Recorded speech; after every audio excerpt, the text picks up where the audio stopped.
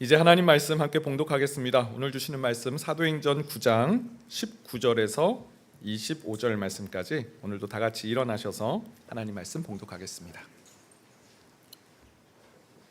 함께 봉독하겠습니다. 시작. 다메섹에 있는 제자들과 함께 며칠 있을새 즉시로 각 회당에서 예수가 하나님의 아들이심을 전파하니 듣는 사람이 다 놀라 말하되 이 사람이 예루살렘에서 이 이름을 부르는 사람을 멸하려던 자가 아니냐. 여기 온 것도 그들을 결박하여 대제사장들에게 끌어가고자 함이 아니냐 하더라. 사울은 힘을 더 얻어 예수를 그리스도라 증언하여 다메섹에 사는 유대인들을 당혹하게 하니라. 여러 날이 지나매 유대인들이 사울 죽이기를 공모하더니 그 계교가 사울에게 알려지니라. 그들이 그를 죽이려고 밤낮으로 성까지 지키거늘 제자들이 밤에 사울을 광주리에 담아 성벽에서 달아내리니라. 아멘. 자리에 앉으시겠습니다. 예수님을 믿는 사람과 그렇지 않은 사람은 어떤 차이가 있을까요? 1대1 양육하면서 이런 질문을 많이 받습니다. 예수님 믿는 사람과 그렇지 않은 사람, 주일에 교회를 가고 안 가고, 혹은 밥을 먹을 때 식기도를 하고 안 하고, 근데 눈에 보이는 그런 외향적인 그런 모습의 차이, 그것이 예수님 믿는 사람과 그렇지 않은 사람의 차이일까요?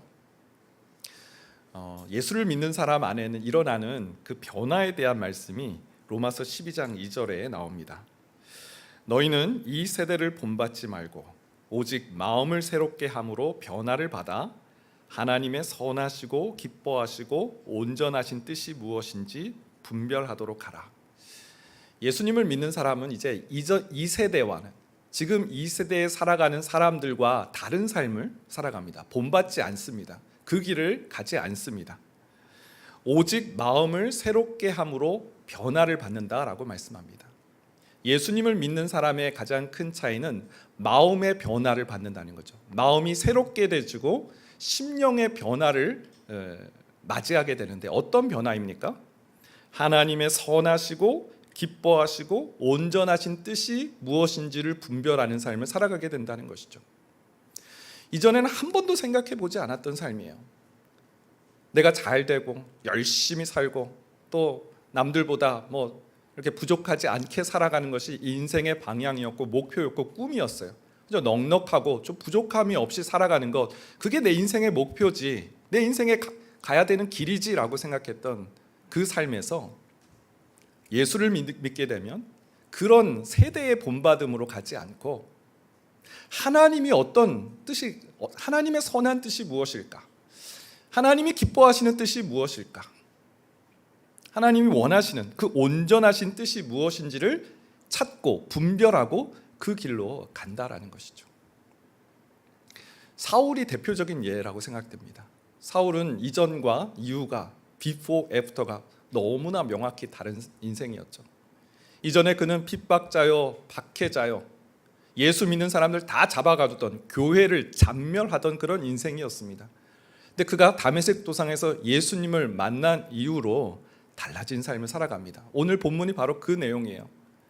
이전에 예수 믿는 사람들, 예수님을 그리스도라고 증거하는 사람을 다 잡아가두던 그 인생에서 이제는 본인이 예수님을 증거하며 전하는 삶, 하나님이 기뻐하시고 선하시고 기뻐하시고 온전하신 뜻을 분별해서 그 삶으로 달려가는 이 사울의 모습을 보게 됩니다. 여러분, 우리도 여기 모인 모든 분들이 예수님을 믿는 사람, 나는 예수님을 구주로 영접했습니다, 나의 주인은 이제 예수님이십니다, 나는 하나님의 영광을 위해 살겠습니다라고 고백하는 자들은 이제는 마음이 새롭게 됨으로 변화를 받아 하나님이 기뻐하시고 하나님이 선하시고 기뻐하시고 온전하신 뜻을 따라 이제는 살아가야 되는 줄 믿습니다. 오늘 사울이 세 가지 모습으로 그 하나님 기뻐하시는 삶, 하나님이 원하시는 삶을 살아가는 모습들을 우리가 보게 될 텐데요, 이 사울의 모습을 통해서 우리의 삶에도 이러한 변화가 있기를 소망합니다. 첫 번째, 사울은 즉시로 복음을 전하는 삶으로 나아갔다라는 것이죠. 사도행전 9장 19절 20절입니다. 다시 한번 읽어볼까요? 시작. 사울이 다메섹에 있는 제자들과 함께 며칠 있을새 즉시로 각 회당에서 예수가 하나님 아들이심을 전파하니. 즉시로라는 단어, 지연하지 않았다, 주저하지 않았다라는 것이죠. 사울은 예수님을 믿고 나서 공동체에서 며칠 이제 지내면서 아나니아와 다메섹에 있는 제자들에게 케어를 받았습니다. 음식을 먹으면서 육신이 강건해졌어요. 눈도 회복이 되었습니다. 그런데 그가 거기에 그냥 머물러 있지 않았다라는 겁니다. 그러니까 이런 말을 하지 않았어요. 주님, 저 성경 공부 좀 더 하고 예수님이 누구신지를 좀 더 안 다음에 복음 전하겠습니다. 이렇게 말하지 않았다는 거죠. 주님, 저 공동체 들어온 지 얼마 안 됐어요. 여기서 조금 더 누린 후에 그렇게 복음 전하면 안 되겠습니까? 주저하거나 미적되지 않았다는 거예요. 즉시로 그는 복음 전하는 자리로 나아갔습니다. 그런데 지금 오늘 이제 사도행전 9장 말씀을 우리가 보고 있잖아요. 사도행전 9장뿐만 아니라 사도행전 22장, 사도행전 26장을 보게 되면 이 다메섹 도상에서 이 사울이 예수님 만난 그 스토리, 간증하는 스토리가 반복해서 나옵니다. 사도행전 22장을 보게 되면 사도행전 9장에서 나오지 않았던 그 한마디, 이 사울이 했던 그 한마디가 등장을 하는데요. 사울아 사울아 내가 어찌하여 나를 박해하느냐라는 이 말씀에 주님 누구십니까? 여기까지는 똑같습니다. 근데 그 다음 구절, 나는 내가 박해하는 예수다라고 예수님께서 말씀하셨을 때 주님 내가 무엇을 하리이까? 라는 그런 고백을 하게 돼요. 사울은 주님을 만나는 그 회심하는 그 사건에서 또 한 가지를 알게 됐어요. 주님께서 나를 만나주셨고 나를 회심시켜 주시고 나를 주님께서 만나주신 그 목적이 있다는 것을 깨닫게 된 거예요. 주님께서 나를 구원하신 그 목적이 최종적인 목적이라면 나를 그냥 즉시 하늘나라로 소환했을 것이다. 하지만 나로 이 땅에 지금 남겨두시고 생명을 살아가게 하신 데는 하나님의 어떤 중간적인 목적이 나에게 있고 나를 통해서 하나님의 어떤 최종적인 목적을 갖고 계실 것이다 라는 생각을 했다라는 거예요. 그래서 주님께 물어보는 거죠. 주님, 내가 무엇을 하리이까? 회심의 사건과 이 소명의 사건이 분리되지 않았다라는 겁니다. 주님을 만난 사건과 주님의 선하시고 기뻐하시고 온전하신 뜻을 분별해서 행하는 삶이 그리 멀지 않았다라는 거죠. 사울의 경우는 이것이 아주 그 즉시라고 할 만큼 회심과 소명이 동전의 이 날개처럼, 동전의 날개가 아니라 동전의 앞면 뒷면처럼 그렇게 가까웠다라는 것이죠. 에베소서 2장 10절 말씀을 보게 되면 이런 말씀이 나옵니다. 우리는 그의 만드신 바라 그리스도 예수 안에서 선한 일을 위하여 지으심을 받은 자니 이 일은 하나님이 전에 예비하사 우리로 그 가운데서 행하게 하려 하심이라. 사도 바울은 창조의 목적에 대해서 말씀하고 있어요. 하나님께서 우리를 만드셨다. 하나님께서 우리를 지으셨다. 근데 이것은 분명한 목적이 있다. 그리스도 예수 안에서 선한 일을 위하여 지으심을 받은 자다. 이 일은 하나님께서 전에 예비하셨고 우리로 그 가운데 행하게 하려 하십니다. 행하게 하려 하십니다. 사도 바울은 그저 우리에게 믿음만 강조하고 있는 것이 아니에요. 예수님을 아는 지식에 머물러 있는 삶을 말하고 있지 않아요. 다메섹 도상에서 주님을 만난 그는 즉시로 복음을 증거하는 행함이 있는 삶으로 나아갔다라는 것이죠. 야고보 사도도 비슷한 말씀을 합니다. 야고보서를 보게 되면 그는 두 가지 믿음이 있다라고 말하고 있습니다. 두 가지 믿음. 첫 번째는 무익한 믿음이 있다라고 말합니다. 야고보서 2장 14절인데요. 내 형제들아 만일 사람이 믿음이 있노라 하고 행함이 없으면 무슨 유익이 있으리요? 그 믿음이 능히 자기를 구원하겠느냐? 난 예수님을 믿어? 예수님이 나의 구주시고 나는 하나님을 위해 살아가는 인생이야? 이런 말뿐인 고백, 그냥 신앙 고백 차원에서의 그런 신앙, 믿음, 그건 무슨 유익이 있겠느냐? 행함이 없으면 무슨 유익이 있겠느냐? 무익하다라는 그런 뜻이죠. 한 가지 예를 들어 설명하는데요. 야고보서 2장 19절입니다. 내가 하나님은 한 분이신 줄을 믿느냐? 잘하는도다. 귀신들도 믿고 떠느니라. 지금 야고보 사도의 촌철살인을 들어보세요. 너가 하나님이 한 분이신 것을 믿느냐? 온 만유의 주제 하나님 한 분뿐이시라는 걸 믿느냐? 잘하는도다. 박수 쳐줘요. 그런데 그거 알아야 돼. 귀신들도 믿고 떠느니라. 그건 귀신들도 알고 있는 거예요. 여러분, 귀신들이 예수님을 만났을 때 뭐라고 하나요? 나는 당신이 누군 줄 압니다. 두려워 벌벌 떨잖아요.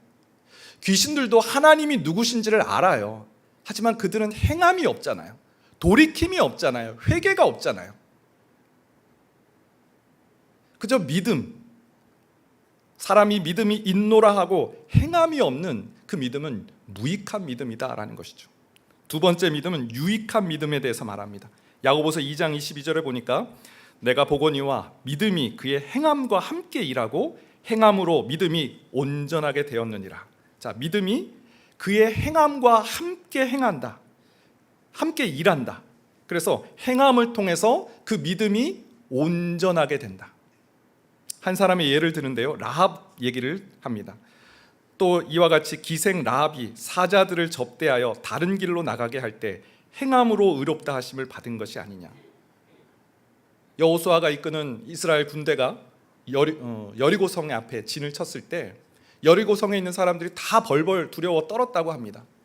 그 여리고 성에 있는 사람들은 하나님에 관한 소식을 다 듣고 있었어요. 40년 동안 하나님께서 이스라엘 백성들을 어떻게 구원하시고 인도해 주셨는지, 이방 민족들의 그 공격 속에서도 이스라엘이 정말 흔들리지 않고 신이 해지지 않는 완벽한 보호하심 가운데 인도해 주셨다는 것을 들었어요.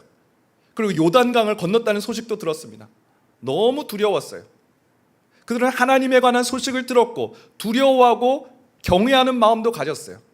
하지만 그들에게 구원이 임하진 않았죠. 오직 라합만이 구원을 받았어요. 어떻게 해요? 여호수아가 보낸 정탐꾼을 숨겨주어 목숨을 걸고 숨겨주었을 때 그 기생 라합의 집에 구원이 임했다라는 것이죠. 여러분, 우리 믿음에 대해서 다시 한번 생각해 봐야 됩니다. 오늘 사울 즉시로 가서 복음을 전하는 자로 나아갔어요. 예수님을 아는 그 단계에서 예수님 좀 더 누리고요, 제가 좀 더 하나님 찬양하고 예배하는 자리에 머물면 안 되겠습니까? 제가 즉시로 나가야 되겠습니까? 그런 주저하거나 미적대지 않았다라는 거죠. 행함이 없다면, 즉시로 하나님의 그 아들 되심을 증거하는 순종이 없다면 그 믿음은 죽은 믿음이 되고 말 것입니다. 예수님의 달란트 비유 잘 아시죠? 한 달란트 받은 자가 그 달란트, 은혜를 땅에 묻어두었어요. 아무것도 하지 않고 땅에 묻어두었습니다. 주인이 돌아와서 이렇게 말하죠.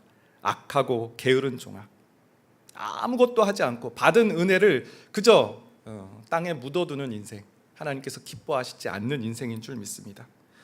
회심한 사람은 주님의 선하신 뜻을 분별해야 됩니다. 회심한 사람은 주님의 온전하신 뜻이 무엇인지 분별하는 자리로 나아가야 됩니다. 그리고 그 일을 행함을 통해서 아름다운 열매 맺는 삶을 살아가야 될 줄 믿습니다. 오늘 이 말씀을 통해서 정말 믿음의 행함을 통해서 열매 맺는 우리 성도들 되시길 축원드립니다. 두 번째는 듣는 사람이 놀라다입니다. 사울이 회당에서 복음을 전했을 때 듣는 사람들이 다 놀랐다, 성경은 말씀합니다. 사도행전 9장 21절인데요, 듣는 사람이 다 놀라 말하되 이 사람이 예루살렘에서 이 이름을 부르는 사람을 멸하려던 자가 아니냐, 여기 온 것도 그들을 결박하여 대제사장들에게 끌어가고자 함이 아니냐 하더라. 참, 이 말을 들었을 때 사울이 어땠을까요? 회당에서 복음을 전하고 있을 때 예수님이 그리스도이십니다, 하나님의 아들이십니다 했을 때 나 저 사람 누군지 아는데, 저 사람이 예루살렘에서 어떤 일을 했고 이 다메섹에 온 이유도 아는데, 아마 사울의 마음이 뜨끔하지 않았을까요? 흔들리지 않았을까요? 막 동공이 막 흔들리지 않았을까요? 여러분, 이때 사울의 반응이 사도행전 9장 22절에 나오는데요, 사울은 힘을 더 얻어서 예수를 그리스도라 증언하여 다메섹에 사는 유대인들을 당혹하게 하니라. 주눅이 들거나 물러서거나 그래요, 저를 아세요? 이렇게 흔들리지 않았다는 거죠. 오히려 더 힘을 얻어서 유대인들을 당혹하게 했다라는 것이죠. 사울은 정반대로 생각됐어요.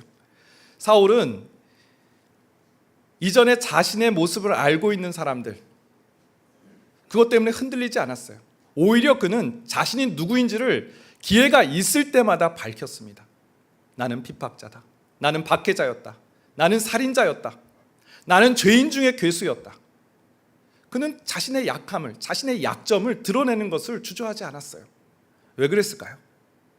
그는 자신의 약함이 드러날 때 오히려 하나님의 강함, 하나님의 영광, 하나님의 능력이 나타날 것을 알고 있었기 때문이죠.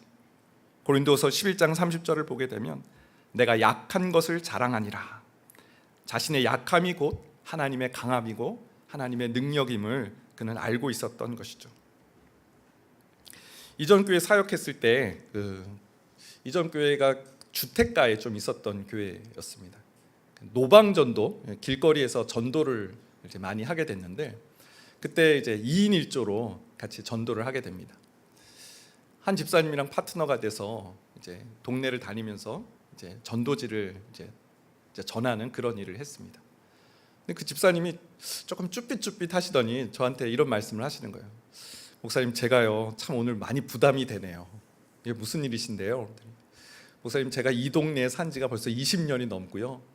자녀들을 다 이곳에서 학교를 보냈기 때문에 모르는 사람들이 거의 없습니다. 근데 여기서 제가 이렇게 전도지를 전하고 있으니까 참 마음이 좀 많이 힘들다라는 그런 얘기셨어요. 해외에 나가서 자신을 모르는 그런 지역에서 복음은 얼마든지 신나게 전할 수 있는데 내가 아는 사람들에게 복음을 전하자니까 너무 마음이 어려움이 있다라는 그런 얘기입니다. 가족 전도가 어려운 이유도 바로 이런 이유가 아닐까 생각해 봅니다. 나를 너무나 잘 아는데 내 실수도 알고 내가 어떤 삶을 살았는지 너무나 잘 아는 사람에게 예수님 믿으면 삶이 변화돼, 예수님 믿어봐, 예수님 믿으면 참 좋아, 이런 말을 한다는 것이 너무 힘들다라는 것이죠. 여러분, 그런데 사울은 어떠세요? 어떤가 봐요. 사울은 약점이 많은 사람이잖아요. 그가 복음을 전했을 때 심지어 예루살렘에 있는 제자들도 믿지 않았습니다. 사도행전 9장 26절을 보면 사울이 예루살렘에 가서 제자들을 사귀고자 하나 다 두려워하여 그가 제자됨을 믿지 아니하니. 심지어 예루살렘의 사도들도 사울을 가까이 하는 것을 두려워했어요. 그의 회심이 진짜일까라는 의심을 했다라는 겁니다.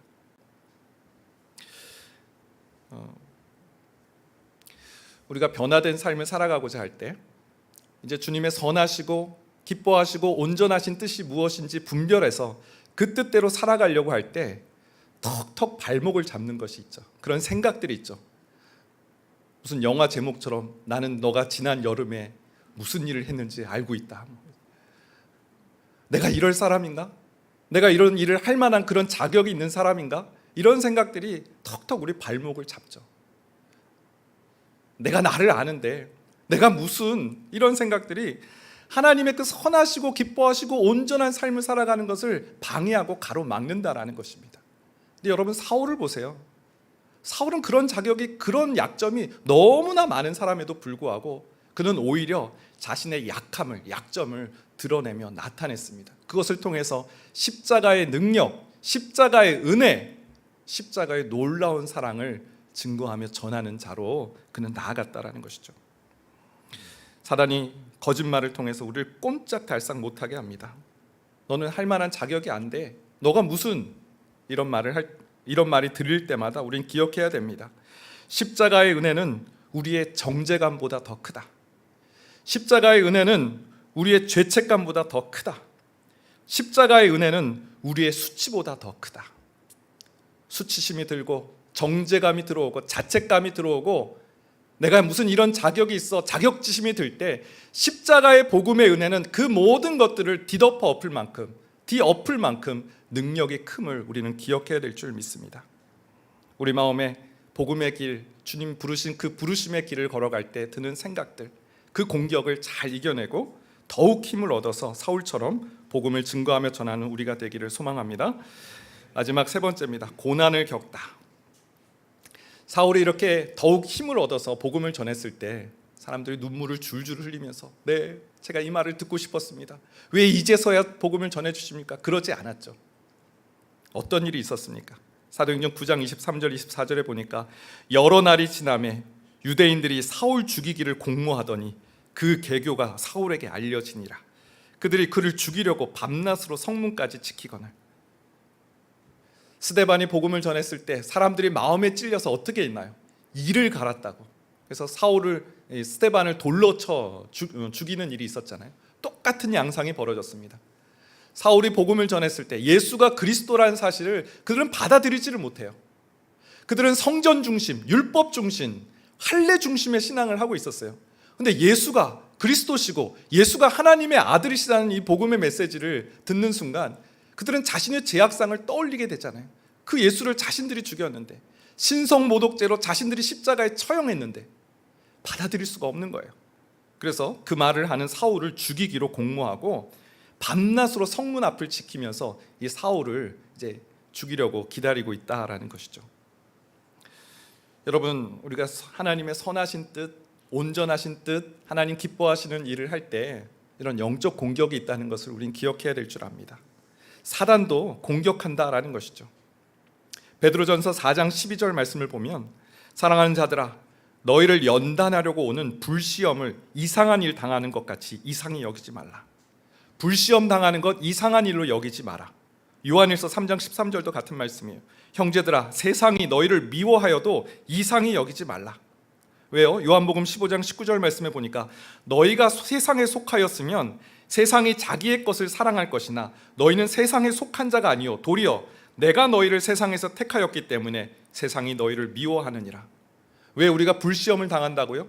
왜 우리가 세상에서 미움을 당한다고요? 우리는 세상에 속한 자가 아니기 때문에, 이 세상을 본받는 자가 아니기 때문에 우리는 미움을 받고 불시험을 당하는 그런 영적 공격 중에 있다라는 것이죠.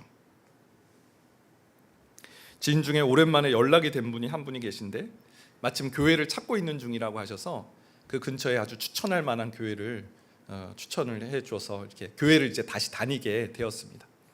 처음에 얼마나 기쁜지 막 이분이 표현을 막 정말 내가 살아있는 것 같아, 막 내 영이 숨쉬는 것 같아, 이런 기쁨을 표현을 하시더라고요.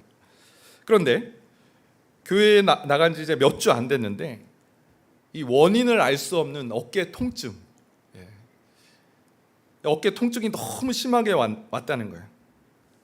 이런 일이 생길 때, 아니 이게 어깨 통증이 잠을 잘못 자도 생길 수가 있고 무리한 운동을 해도 생길 수가 있는 것인데, 이런 다 불신 가정이에요. 불신 가정에서 당신이 교회를 나가서 이런 일이 생긴 거라고, 이 불신 남편이 당장에 교회 가지 말라고 온 가족이 이제 뜯어 말리는 상황이 된 거예요.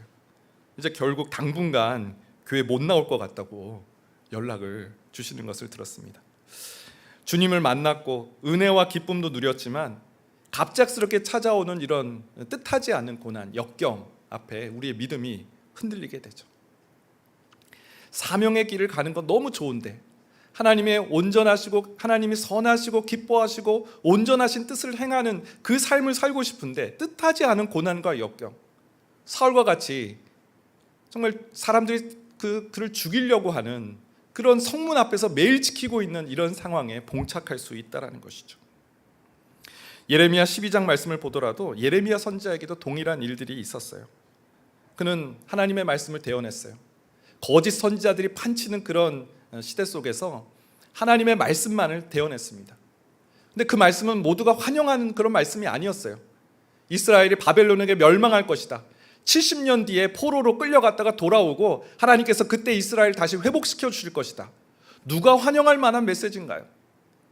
사람들이 그를 박해하고요, 구덩이에 가두고요, 매를 맞고요, 고초를 겪었습니다. 예레미야가 흔들렸어요. 예레미야 12장 5절 말씀에 보면 하나님께서 이런 말씀을 하세요.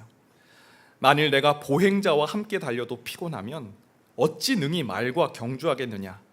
내가 평안한 땅에서도 무사하려니와 내가 평안한 땅에서는 무사하려니와 요단 강물이 넘칠 때는 어찌하겠느냐. 하나님의 기준으로 보세요. 하나님께서는 예레미야의 삶을 그저 보행자, 걸어다니는 사람들과 같은 정도의 기준, 수준으로 보지 않으셨어요. 예레미야의 삶은 능히 말과 경주할 수 있는 삶으로 그를 부르신 거예요. 예레미야의 삶은 평안할 때 무사한 그런 삶이 아니라 요단 강물이 창궐할 때에도 흔들리지 않는 삶으로 예레미야를 초대하시고 그를 그 부르심의 자리로 인도하신 거예요. 그런데 예레미야가 그 삶이 너무 지친 거예요. 너무 벅찬 거예요. 그래서 이제 스스로 자기 연민에 빠져서 하나님으로부터 받은 그 소명을 저버리고 그저 예루살렘의 한 주민으로, 평범한 주민으로 살아가려고 한다라는 것이죠. 그때 하나님께서 이 말씀으로 예레미야를 깨우신다라는 것이죠. 예레미야야, 온실 속의 그 평안한 삶, 그걸 바라고 있니? 그것이 쉬운 삶인 건 사실이지만 더 나은 삶은 아니란다. 예루살렘의 평범한 한 주민으로 사는 것, 수월한 삶이긴 하지만 더 깊은 뜻이 있는 삶이 아니다. 더 쉬운 삶이지만 더 보람 있는 삶이 아니다. 예레미야에게 소명, 부르심의 삶으로 계속해서 초대하시고 또 그 삶으로 인도하시는 그런 장면을 우리는 보게 됩니다. 여러분, 소명의 삶을 살아갈 때 반드시 우리는 부딪히게 되어 있습니다. 우리 사도행전 지금까지 계속 보았잖아요. 하나님의 능력의 역사가 나타나면 반드시 공회가 열려서 그들이 회부되고 고난과 핍박이 있는 것을 보게 됩니다. 이 고난 앞에 섰을 때 우리의 모습인 것이죠. 고난 앞에 섰을 때 아이고 내가 이러려고 예수 믿었나? 거기에 엎어지고 넘어지면 다시 예전으로 돌아가는 것이죠. 시편 18편 29절 말씀을 함께 나누길 원합니다. 우리 같이 한번 읽어볼까요? 시작. 내가 주를 의뢰하고 적군을 향해 달리며 내 하나님을 의지하고 담을 뛰어넘나이다. 여러분, 담이 뭔가요? 여기까지야. 여길 넘어가서는 안 돼. 한계선인 거죠. 근데 다윗이 내가 주님을 의지하며 이 담을 뛰어넘겠나이다 라고 고백하고 있어요. 늘 번번이 해보려고 했고 시도해봤지만 고난 앞에서, 역경 앞에서 포기하고 마음을 접어버렸던 우리의 삶이 아니었습니까? 사울에게도 동일한 그런 일들이 있었어요. 사람들이 그를 죽이려고 했을 때 그는 광주리를 타고 다시 다른 지역으로 넘어가는 것을 보게 됩니다. 그는 그 부르심을 포기하거나 저버리지 않았습니다. 오늘 말씀을 좀 정리하고자 합니다. 여러분, 예수님을 믿는 믿음에서 신앙 고백적 차원에서의 신앙에서 이젠 사명을 감당하는, 하나님의 부르심의 그 일을 감당하는, 그 선하신 일을 행하는 그런 자리로 우리의 삶이 변화되고 바뀌기를 소망합니다. 그 일을 위해서는 즉시로 행하는 그 삶이 필요합니다. 두 번째, 또 이전에 내 삶이 자꾸 생각나서 내가 이럴 자격이 있어? 십자가의 은혜를 떠올리시길 바랍니다. 고난과 역경이 찾아왔을 때 다윗처럼 내가 주를 의지하여 담을 뛰어넘나이다. 그것을 통해서 주님께서 부르신 그 부르심의 자리, 소명의 자리에서 충성을 다하고 아름답게 열매 맺는 모든 주의 성도들 되시길 축원드립니다. 우리 같이 한번 찬양하겠습니다. 약할 때 강함 대신에 우리 찬양으로 함께 하나님 찬양하겠습니다.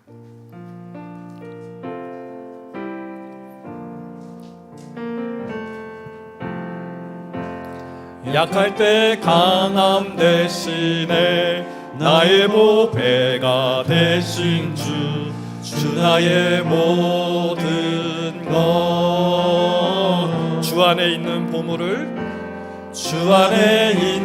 보물을 나는 포기할 수 없네. 주 나의 모든 것. 예수 어린 양, 예수 어린 양, 존귀한 이름, 예수 어린 양, 존귀한 이 십자가 죄 사하셨네. 십자가 죄 사하셨네. 주님의 이름 찬양해. 주 나의 모든 것. 쓰러진 나를 세우고 나의 빈자를 채우네. 주 나의 모든 것. 예수 어린 양, 예수 어린 양, 존귀한 이름, 예수 예수 어린 양, 예수 어린 양 존귀. 우리 한 번 더 예수 어린 양 존귀한 이름, 예수 어린 양 존귀한 이름, 예수 어린 양 존귀한 이름. 예수님을 만난 인생은 이 세대를 본받는 삶이 아니라고 하셨습니다.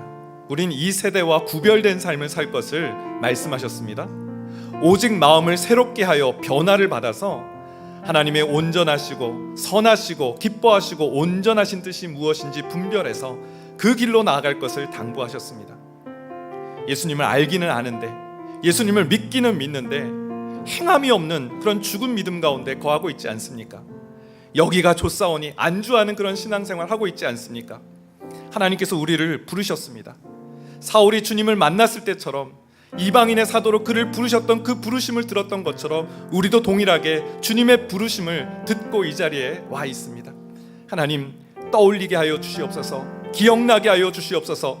다시 그 삶을 살아갈 수 있도록 용기와 힘을 더하여 주시옵소서. 이전에 과거의 나의 삶이 계속 발목을 붙잡을 때 십자가의 은혜는 내 수치보다 더욱 크다, 십자가의 은혜는 내 죄책감보다 더욱 크다, 하나님의 십자가의 은혜 그 능력을 떠올리며 이겨내게 하여 주옵소서. 고난과 역경 앞에서 흔들리거나 요동하지 않은 것처럼 예레미야와 같이 말과 같이 능히 경주하는 삶으로 나아가게 하여 주옵소서. 담을 뛰어넘는 믿음을 허락해 주옵소서. 우리 말씀 기억하면서 주여 한번 해주시고 기도하며 나가겠습니다. 주여,